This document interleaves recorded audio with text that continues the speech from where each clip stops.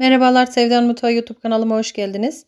YouTube'da rekor denenmiş çubuk pişi tarifimle tekrar sizlerleyim.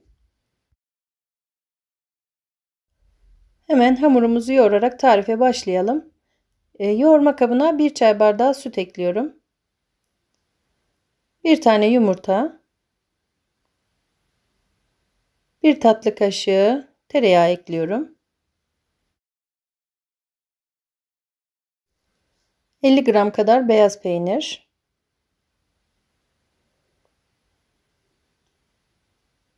Ve 100 gram da rendelenmiş kaşar peynir ekliyorum.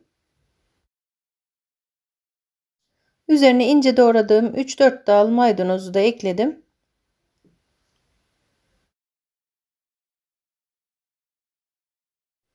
Ve bütün malzemeler birbirine karışana kadar biraz karıştırıyorum.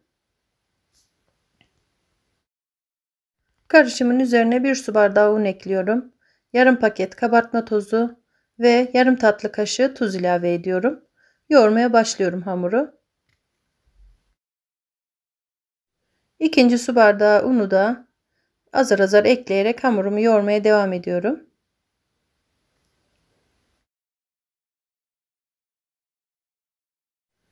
Hamurumu bu şekilde toparladıktan sonra biraz daha yoğurup yapmaya başlayacağım. Bakın kıvamı bu şekilde. Yoğurma işlemini tamamladım şimdi. Ve pişilerimize şekil vermeye geçiyoruz. Tezgaha biraz un serpiyorum. Hamurun yapışmaması için. Yoğurduğum hamuru aldım. Biraz elimle bu şekilde açtıktan sonra üzerine un serpiyorum.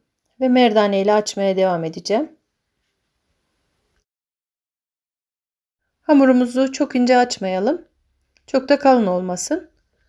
Mayalı bir hamur olmadığı için bekletmeye gerek yok arkadaşlar. Hemen yoğurduktan sonra açıp pişilerimizi yapacağız. Sabah kahvaltısı için çayınız hazır olana kadar yapılabilecek bir tarif. Kısa sürede yapılıyor arkadaşlar. Hemen hamuru yoğurup şekil verip kızartıyoruz. Hamuru dikdörtgen formuna getirdim ve 3'e bölüyorum şu anda. Çubuk pişilerimizi yapabilmek için bu şekilde 3'e bölelim. Ve hamurumuzu 3'e böldükten sonra yaklaşık bir parmak genişliğinde çubuklar kesiyoruz. Oldukça kolay ve az malzemeli, çok çabuk hazırlanan bir pişi. Asla yağ çekmiyor arkadaşlar. Çok lezzetli oluyor. Bu pişi tarifini daha önce de yapmıştım. Kanalımda paylaşmıştım. İzlenme rekorları kırdı. Ve birçok kişi tarafından denendi. Şimdi tekrar paylaşıyorum sizlerle. Bakın bu şekilde kestikten sonra şimdi kızartmaya geçiyorum.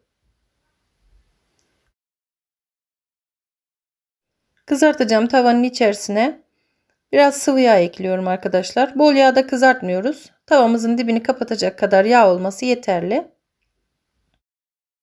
Yağ ısındıktan sonra ocağı kısık ateşe ayarlıyorum. Pişilerimi kızartmaya başlıyorum.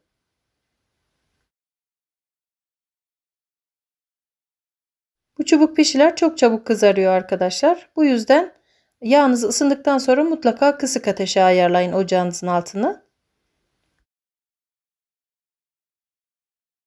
Ve hızlı hızlı bir maşa ile çevirerek kızartalım. Bakın görüntüsü çok güzel oluyor. Lezzeti de öyle. Hiç yağ çekmiyor, tekrar belirteyim. İçerisindeki peynirler, tereyağı çok güzel bir lezzet veriyor pişimize. Pişi tarifimi birçok kişi aynı şekilde yapıp kanalında paylaştı arkadaşlar. Yine onların da kanalında çok izlendi ve çok beğenildi. Bu yüzden sizler de gönül rahatlığıyla yapabilirsiniz. Yani denenmiş, onaylanmış ve beğenilmiş bir tariftir. Şimdi kızaran pişileri servis tabağına alıyorum.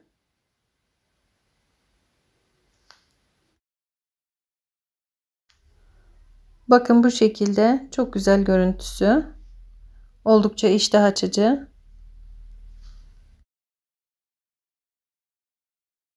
Diğer pişilerimi de yine aynı şekilde kızartıyorum.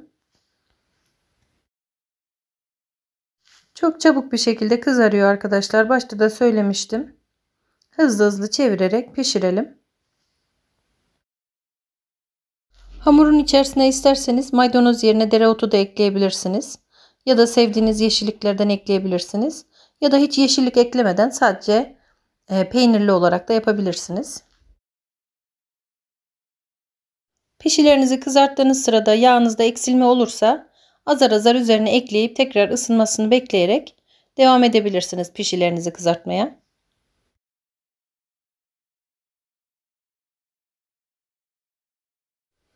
Ben kızartma işlemini tamamladım. Hepsini servis tabağına aldım.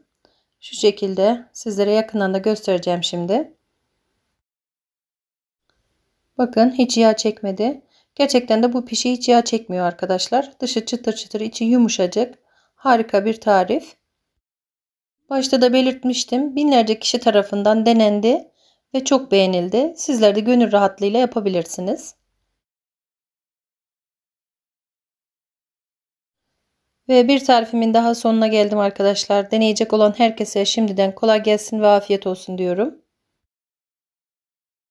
Videolarımı izledikten sonra beğeni ve yorumlarınızı bırakırsanız çok sevinirim. Tariflerimi denedikten sonra fikirlerinizi yine benimle paylaşabilirsiniz.